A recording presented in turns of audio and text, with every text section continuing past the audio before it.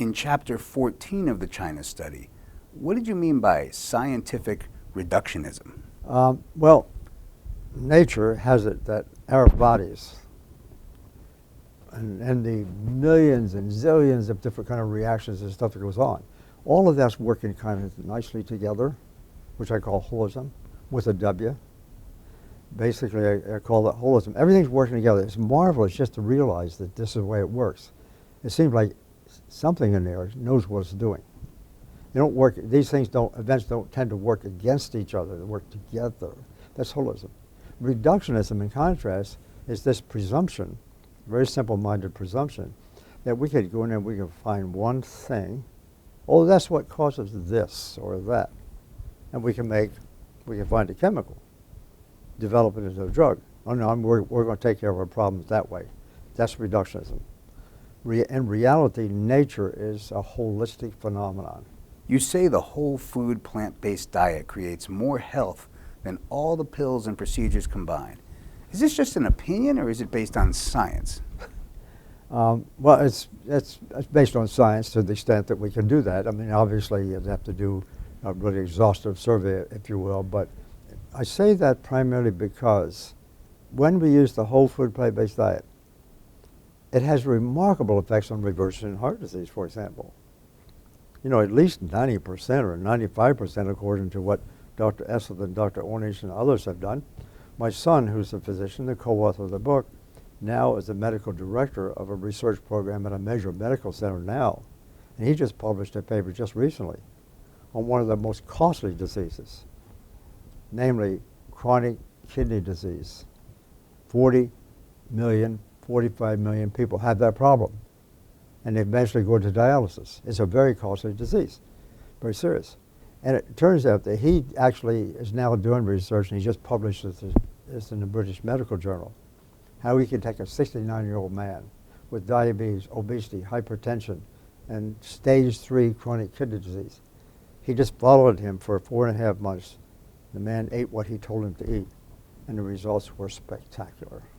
You say that only 9% of university professors are on tenure and can't get fired.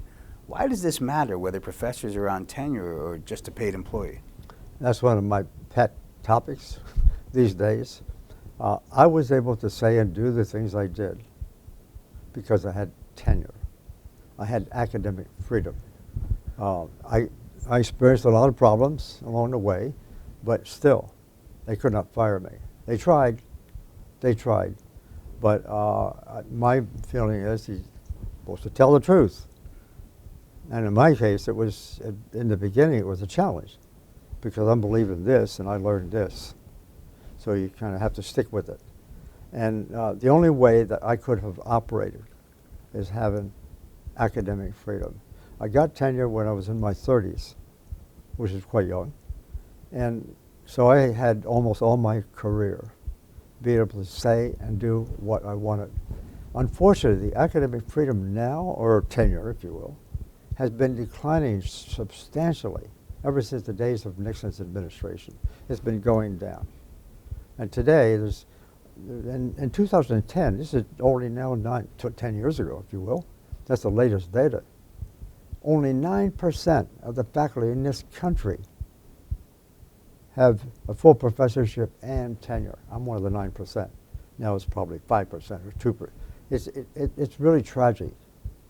And I get really exercised about this because when you're talking about a democracy, you know, where everybody has an opportunity to learn, and in the scientific community, the academic community, if we take away the opportunity of free speech, a democracy, the number one amendment is freedom of speech. And if we can't practice freedom of speech in academic institutions, we have a serious problem. Please explain what you mean when you say, nowhere in the world of health is the gap in knowledge so impressive for some observers, yet so rejected by others as the whole food plant-based diet. Well, the whole food plant-based diet, for a variety of reasons, works very effectively. I mean, it virtually almost completely reverses a lot of serious diseases, a broad array of diseases. And so from that perspective, I'm talking about a whole variety of illnesses and diseases, of course, being involved. that's one statement to make. The other statement is, we now know, at least I believe we know, that the science is just overwhelmingly impressive.